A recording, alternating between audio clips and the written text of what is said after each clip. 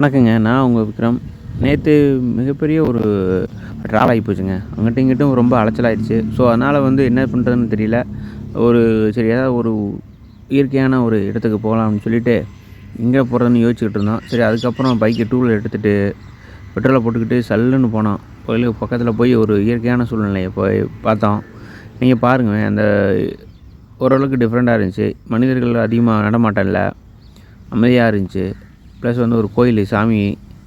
So சுற்றி பார்த்தோம். ஆனால் பக்கத்தில் ஒருத்தவங்க வேலை பார்த்துக்கிட்டு இருந்தாங்க காட்டுக்குள்ளே, அந்த இடத்துல. ஸோ அதெல்லாம் வெரிஃபை பண்ணிவிட்டு அதுக்கப்புறம் சுற்றிக்கிட்டே இருந்தோம். நீங்கள் பாருங்கள், ஃபுல்லாக வரிசையாக காமிக்கிறேன். இப்போ வாழை மரம்லாம் அதிகமாக இருக்குல்ல, இந்த ஆப்போசிட்டில் பார்த்தீங்கன்னா வாழை மரத்தில் வரிசையாக கரெக்டாக அந்த சொட்டு நீர் பாசனம் போட்டு வரிசையாக வச்சுருக்காங்க. அதை பார்க்குறதுக்கே ரொம்ப அழகாக இருக்குது.